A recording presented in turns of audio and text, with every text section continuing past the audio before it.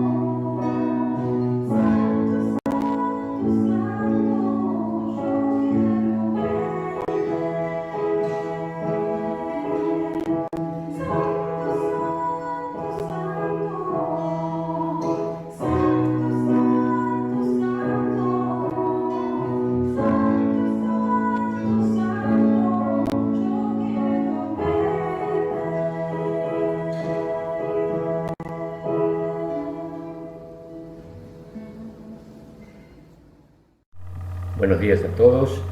En esta mañana nos disponemos a meditar un poquito en la palabra de Dios acerca de lo que Él nos quiere decir.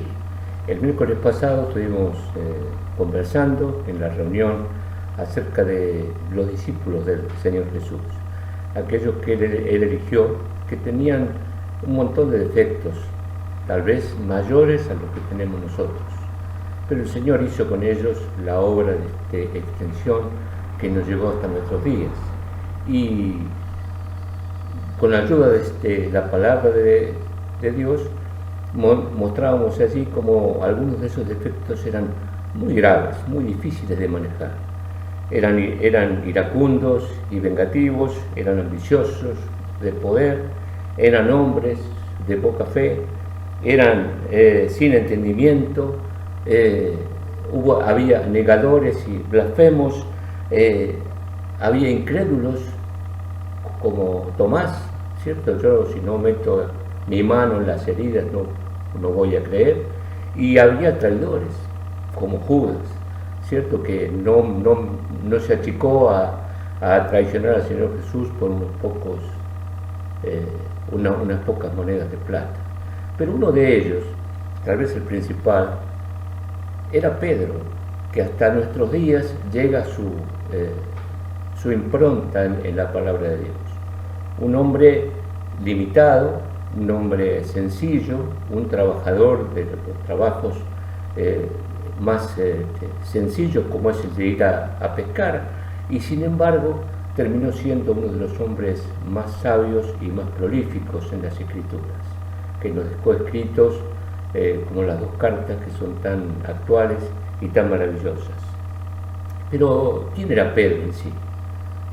Pedro era un judío nacido en Bethsaida, era casado, tenía un oficio, como decíamos recién, muy sencillo, era pescador, no hacían falta mucha preparación intelectual para hacer esa tarea. Yo que inferimos que tal vez hasta Pedro no supiera ni leer ni escribir, ¿cierto? Por su trabajo y por su tarea que hacía a diario. Pero tenía muchos defectos, era un hombre realmente complicado de manejar. Era extrovertido, él hablaba primero y pensaba después. era impulsivo, él actuaba primero y pensaba después. Recordemos lo que pasó con Malco el día que detuvieron al Señor Jesús. Sin pensar le cortó la oreja cuando no era el momento de hacerlo y el Señor lo tuvo que restaurar. Era valiente, muy valiente, arriesgado, un hombre que se atrevió a entrar en el patio del sumo sacerdote, ¿se acuerdan? Era leal porque lo siguió al Señor hasta los últimos momentos, más allá de su negación. Todo esto correspondía a su temperamento sanguíneo, a su temperamento arriesgado, a sus ganas de hacer cosas, ¿cierto? Más allá de sus equivocaciones, ¿cierto? Pero hoy quisiera que nos centremos un ratito en analizar algo de la vida de Pedro que nos ayude a crecer a nosotros y a darnos cuenta que el Señor puede hacer en cada una de nuestras vidas los mismos milagros y las mismas cosas, las mismas tareas de extensión que hizo con Pedro, aquel hombre tan complicado. Si pudiésemos poner un nombre a nuestra charla de esta mañana, diríamos: la falta de conocimiento no nos exime, no nos libera del servicio cristiano, ¿cierto? Abramos nuestras Biblias en San Juan, capítulo 21, ¿cierto? Donde leímos también un poquito el miércoles. San Juan 21, verso 18 al 23. Mantengamos la palabra de Dios abierta porque vamos a ir leyendo algunos versículos y analizando allí cada uno de los detalles que se nos presentan. San Juan 21, versículo 18. Dice allí: de cierto te digo, cuando eras más joven te ceñías e ibas a donde querías, pero cuando ya seas viejo tendrás tus manos, te ceñirá otro y te llevará a donde no quieras. Esto dijo dando a entender de qué muerte había de glorificar a Dios. Aquí vemos que el Señor Jesús le estaba diciendo a Pedro que sería un mártir. Pedro había dicho que estaba dispuesto a morir por el nombre del Señor Jesús. Y él estaba dispuesto a arriesgar su vida por seguir al Señor. Bueno, eso era precisamente lo que le sucedería algún día más adelante. Continuamos leyendo, versículo 19, la segunda parte, hasta el 21. Y dicho esto, el Señor añadió: sígueme. Volviéndose Pedro, vio que lo seguía el discípulo a quien amaba Jesús, el mismo que en la cena se había recostado al lado de él y le había dicho: Señor, ¿quién es el que te ha de entregar? Cuando Pedro lo vio, dijo a Jesús: Señor, ¿y qué de este? Podemos imaginar el gesto de Pedro, ¿no? Allí estaban los discípulos en esos momentos, y Juan y Pedro que estaban allí cerca, y Pedro mirando de costado al Señor, decir: ¿qué hacemos con este? Porque tú me hablas a mí, pero ¿y este qué? ¿Qué va a hacer? Esta fue una reacción típica de Pedro, ¿no? Y de todos los seres humanos. Es como si hubiera dicho, si podemos transliterar la palabra de Dios: ya que me dijiste lo que yo voy a hacer, decime, Señor Jesús, ¿qué le tocará hacer a Juan? ¿Cierto? ¿Qué le tocará hacer a este? ¿Qué va a hacer este? Leamos también el versículo 22, sigamos leyendo. Jesús le dijo: si quiero que él quede hasta que yo vuelva, ¿qué a ti? Sígueme tú. Nuestro Señor Jesús, en su gran amor y gran enseñanza, le estaba diciendo: mirá, Simón Pedro, tú vas a morir por mí, porque él sabía lo que iba a suceder. Lo que Juan haga no es asunto tuyo, no te importa. Aun si él vive hasta que yo regrese, eso no afectará a lo que tú vayas a hacer. Yo quiero que vos me sigas a mí. Y ese es el mensaje para nosotros. Yo quiero que vos, hermano, nos habla el Señor Jesús, y ahí pongamos el nombre de cada uno, que vos me sigas a mí. No te importe qué hacen los demás. Continuamos leyendo versículos 23 y 24. Se extendió entonces entre los hermanos el rumor de que aquel discípulo no moriría. Pero Jesús no le dijo que no moriría, sino, si quiero que él quede hasta que yo vuelva, quédate. Este es el discípulo que da testimonio de estas cosas y escribió estas cosas, y sabemos que su testimonio es verdadero. Este era Juan. Aquí tenemos un principio interesante que nos puede ayudar en esta mañana a meditar en la vida de este hombre de Dios.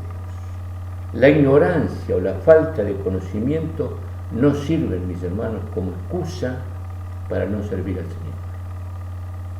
Es una práctica que nosotros habitualmente tenemos, ¿cierto? No estoy preparado, no puedo, no es mi tiempo, es un momento difícil, tengo muchas preocupaciones. La ignorancia o la falta de conocimientos no son excusa para no servir al Señor. Algunos dicen que no van a servir al Señor, algunos hermanos, algunos creyentes, que no van a servir al Señor a menos que sean contestadas todas las preguntas y todas las dudas que tienen. Estimados hermanos, hay muchas cosas que nosotros no sabremos. Hay muchas cosas que no es necesario saber para servir al Señor, relacionadas con asuntos que no nos conciernen saber en esta época. Lo importante, más allá de conocer, es seguirle a Él. La Biblia está llena de dudas, podemos decir, ¿cierto? Hay cosas que son que no podemos contestar, porque las sabremos en el cielo cuando estemos en su presencia y le podremos preguntar cara a cara. Pero eso no nos exime del servicio al Señor. No nos exime para estar cruzados de brazos esperando una respuesta que nunca llegará, porque esa respuesta la tendremos en el cielo. Y en aquel momento el Señor nos dirá: ¿qué te importaba a vos en ese momento? Yo quería que vos me sigas. Yo quería que vos hicieses la tarea que te encomendé. Pero perdiste tu tiempo, ¿cierto? Esperando una respuesta que no te era necesario saber. Ahora la corona que estaba reservada no te la voy a poder dar, porque no hiciste la tarea para la cual yo te había pedido. Jesús no reveló lo que iba a ocurrirle a Juan, el tercer hombre que estaba en esta escena. Simplemente dijo que si fuera su voluntad que Juan no muriera, eso no le afectaría al servicio ni la obligación de Pedro de seguir a Jesús. Es importante este pensamiento. Entonces, si el Señor le dijo: mira, si yo quiero que Juan se quede y viva muchos más años que vos, a vos no te importa. Eso no te exime de tu obligación. Y hermano, tenemos nosotros una obligación delante de Dios. Cada uno de nosotros tiene una tarea que cumplir en la congregación. Cada uno de nosotros tiene un don que ejercitar en la vida de la iglesia. Y el Señor nos pone en nuestras manos esa tarea para que la cumplamos, tomados de su mano y de acuerdo a su voluntad. Somos muy proclives a mirar a nuestro alrededor y decir: yo hago esto y aquel no hace nada, yo hago tal cosa y aquel solo viene a disfrutar. No nos importa lo que el Señor haga con los demás, pero sí tendremos que dar cuenta por lo que nosotros no hicimos con el don que el Señor nos ha puesto en nuestras manos. Pedro, el hombre de quien estamos hablando, escribió, hablamos nuestra Biblia en 2 Pedro, capítulo 1, verso 14. 2 Pedro 1:14 dice: sabiendo que en breve debo abandonar el cuerpo, como nuestro Señor Jesucristo me ha declarado. Eran los últimos momentos de Pedro. Pedro sabía que tenía que ir a la presencia de Dios. La tradición, la historia de los hombres dice que Pedro fue crucificado, pero que pidió ser crucificado cabeza abajo para diferenciarse del Señor Jesús, porque no se creía digno de ser crucificado como Él. Estimados y queridos hermanos, el Señor Jesucristo debe ser el Señor de nuestra mente, de nuestros pensamientos, el Señor de nuestro corazón y el Señor de nuestra voluntad. Si no es Señor de todo, entonces no puede ser Señor de nuestras vidas. Queridos, hemos revisado brevemente la palabra de Dios y algunos aspectos de la vida de este hombre, como Pedro, que fue de tanta influencia en la vida cristiana. Recordemos que por él y por Pablo el Evangelio ha llegado hasta nuestras vidas, tantos años después de que hubiese empezado a predicar el Evangelio. Y allí estaba Pedro, el hombre sin letras, el hombre del vulgo, el hombre sencillo pescador, cuando el Señor fue llevado a la presencia de Dios y elevado allí frente a todos. Fue el hombre que se paró allí en el pórtico del templo y predicó unas breves palabras en las cuales se convirtieron como 3.000 personas. El hombre sin letras había sido transformado por el poder de Dios. Y el Evangelio fue llevado por Pedro a todo el pueblo judío en ese momento, trabajando y haciendo y logrando que muchos llegaran al conocimiento de Cristo. Hermanos, nosotros no somos dignos de parecernos a Él, pero sí a veces tenemos la idea de que nos faltan conocimientos, de que nos faltan respuestas, de que no tenemos las capacidades necesarias para servir al Señor. Y no es así. El Señor debe ser el Señor de nuestras vidas, pero el Señor en serio, ¿cierto? Que Él gobierne todo lo que nosotros somos y tenemos. Él debe ser, repetimos lo que dijimos, el Señor de nuestra mente, el Señor de nuestros pensamientos, el Señor de nuestro corazón y el Señor de nuestra voluntad. Si no es el Señor de todo eso, entonces no puede ser el Señor de nuestra vida.